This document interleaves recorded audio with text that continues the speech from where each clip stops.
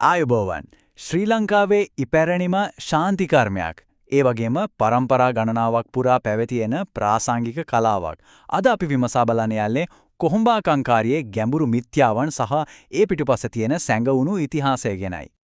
හිතලා බලන්න රජ කෙනෙකුට හැදුණු අමුතු අద్භූත රෝගයක්. කොහොමද ඒක සියවස් ගණනාවක් පවතින ශාන්ති කර්මයකට මූලාරම්භය වෙන්නේ? ඔන්නේ ප්‍රශ්නය තමයි ඇත්තකම මේ මුළු කතාවේම හදවත. හරි.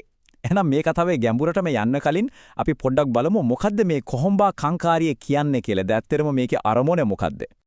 හිතින් මවා ගන්න මුළු රැයක් පුරාම පවත්වන බෙරසද්දෙන් නැටුම් වලින් මන්ත්‍ර ගායනා වලින් පිරුණු පුදුමාකාර ශාන්ති කර්මයක්.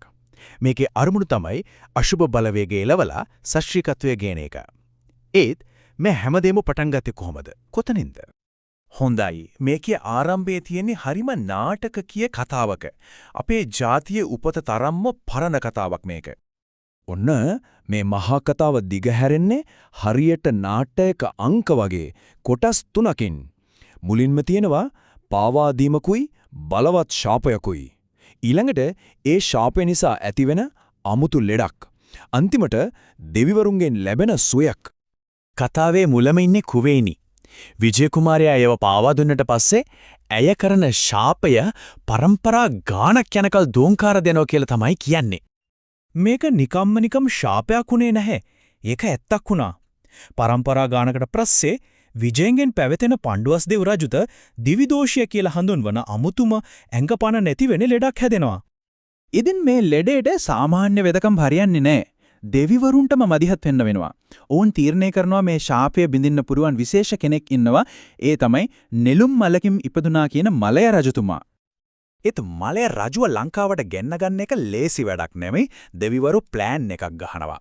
රාහු දෙවියෝ ලොකු ඌරෙක්ගේ වෙස් අරගෙන මලය රජතුමාගේ මල්වත්ත විනාශ කරනවා. ඉතින් රජතුමා මේ ඌරා පස්සේ පන්නගෙන යනවා එන්නේ කෙලින්ම ලංකාවට. මෙතනදී තමයි දෙවිවරු ඇත්ත කතාව හෙළි කරන්නේ. ඉතින් පඬුවස් දෙව් රජු සුව කරාට පස්සේ මලය රජතුමා මේ ශාන්ති කර්මය මෙහෙ ඉතුරු කරලා යනවා. ඒක පවත්වාගෙන යන්න බාර දෙන්නේ කොහොඹා කියලා කුමාරයෙකුට. ඔන්න ඔතනින් තමයි මේකට කොහොඹා කංකාරිය කියන නම ලැබෙන්නේ. හරි. ඔය තමයි පුරාවෘත්තය. ඒත් ඉතිහාස පොත්පත්වල ලියවිලිවල මේ ගැන මොනවද කියන්නේ? මේ කතාවයි වාර්තාවයි ගැලපෙනවද? මෙන්න මේකයි පුදුමම දේ. මිත්‍යා කතාවට අනුව මේක වෙන්නේ විජය රජතුමාගේ කාලෙදී. ඒ කියන්නේ ක්‍රිස්තු පූර්ව 5 වෙනි සියවසේ. ඒත් මේ ශාන්ති කර්මය ගැන ලියවුණු පළවෙනි වාර්තාව හම්බ වෙන්නේ ක්‍රිස්තු වර්ෂ 15 වෙනි සියවසේ. කෝට්ටේ රාජධානි කාලෙදී.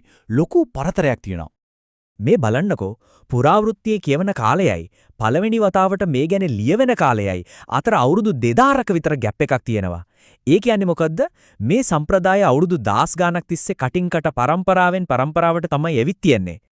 තින් ලිඛිත වාර්තා පරක්කු වුණාට කමක් නැහැ. අර මුල්ම කතාව අදට ජීවිත වෙන කොහොමද? ශාන්ති කර්මය කරද්දී ගායනා කරන කුවේණී අස්න මලයතිකාව වගේ දේවල් ඇතුලේ ඒ පුරාණ කතාව ඒ විදිහටම තියෙනවා. හරි. එනෝ මේ වගේ වටිනා සම්ප්‍රදායක් කොහොමද මෙච්චර කාලයක් ආරක්ෂා වුනේ? ඒකට උත්තරේ හොයාගන්න අපි යන්න ඕනේ ඒක ආරක්ෂා කරපු තැනට. ඒ තමයි මහනුවර. මහනුවර කියන්නේ නිකම්ම නගරයක් නෙවෙයි. ඒක ස්වභාවික බලකොටුවක්. හතර වටින්ම කඳු වලින් වට වෙලා හන්තාන වගේ කඳු වලින් ආරක්ෂා වෙලා තියෙන නිසා පිටින් එන බලපෑම් වලින් බේරිලා තමන්ගේ සංස්කෘතිය ආරක්ෂා කරගන්න නුවරට පුළුවන් වුණා. මහනුවරට උරගල කියලාත් කියනවා. උරගල කියන්නේ රත්තරන්ද කියලා හරියටම බලන ගලනේ. අන්න ඒ වගේ නුවර තමයි නියම සිංහල සංස්කෘතියේ සත්‍යතාව උරගා බලන එක තහවුරු කරන තැන උනේ.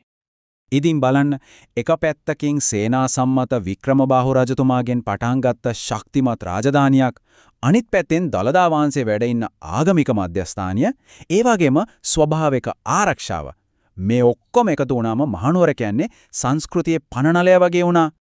හොඳයි එහෙනම් අපි දැන් මේ කෑලි ඔක්කොම එකතු කරමු.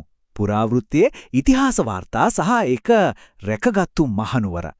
මේ ඔක්කොම එකතු වුණාම අපිට මොකද්ද වෙන්නේ? අපිට පේනවා කොහොම කංකාරිය කියන මේ සම්ප්‍රදාය හරියට කුළුණු 3ක් උඩ හිටගෙන ඉන්නා වගේ. පළවෙනි කුළුණ තමයි ඒකේ තියෙන බලවත් කතාව. ඒ කියන්නේ මිත්‍යාව. දෙවෙනි එක තමයි ඉතිහාස වාර්තා. තුන්වෙනි කුළුණ තමයි ඒක ආරක්ෂා කරපු තැන. ඒ කියන්නේ මහනුවර. ඉතින් අන්තිමට තේරුම් ගන්න ඕන දේ තමයි කොහොඹ කංකාරිය කියන්නේ නිකම්ම පරණ කතාවක්වත් කෞතුකාගාරයේ තියෙන දෙයක්වත් නෙවෙයි. ඒක අදට ජීවත් වෙන සම්ප්‍රදායක්. ඒක හැඩ ගැහුනේ අර ප්‍රබල කතාවෙන්. ඒ වගේම ඒක ආරක්ෂා වුණේ මහනුවර කියන ශක්තිමත් භූමිය නිසා. මේ කතාව අවසානයේදී අපිටම හිතන්න දෙයක් ඉතුරු කරනවා. අපි අද කරන දේවල් අපේ සම්ප්‍රදායන් දිහා බැලුවොත් ඒවටත් මේ වගේ පුරාණ කතාන්දර ලියවිලා නැති ඉතිහාස කතා කොච්චරනම් මුහු වෙලා ඇද්ද?